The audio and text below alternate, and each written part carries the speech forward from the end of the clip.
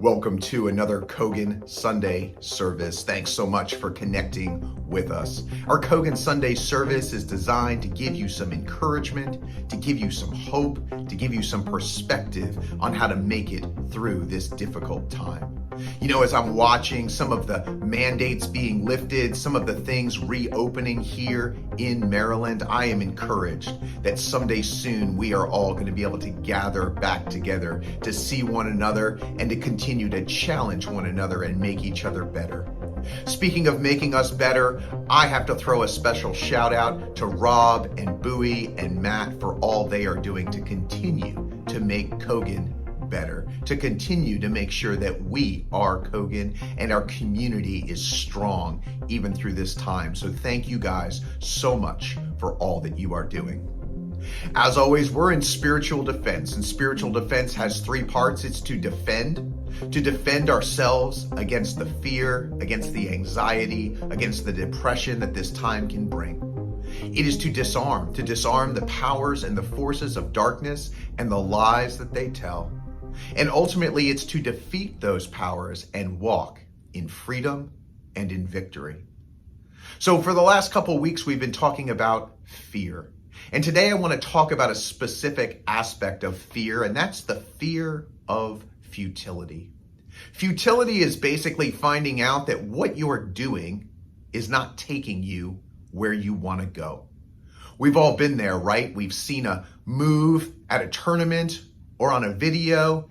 We've seen a system that we think is going to work for us, and we begin to practice. We begin to study. We begin to internalize that. We begin to try to see how it's going to work. And sometimes we come up empty.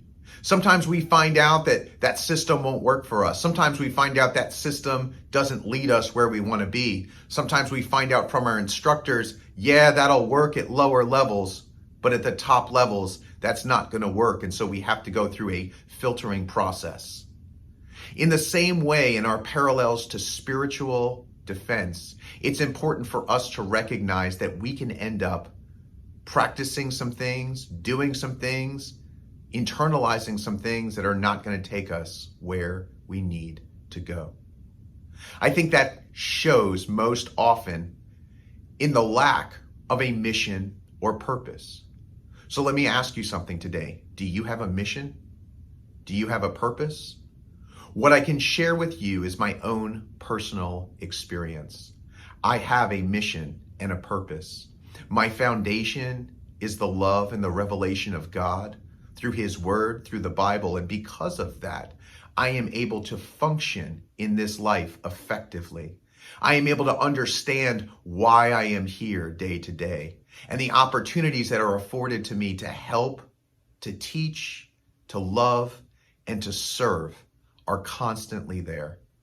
So I want to invite you today as you look at this fear of futility. You know, so often we can just get paralyzed. We can get concerned. We can say, well, I don't know. There's so many options out there. There's so many things that I don't know. And you're right. There's a lot of information to filter through. So what do? We find the people we trust. We find the sources we trust, and we work from there. So today, as you do that, I want to encourage you to consider the Bible, to consider Scripture.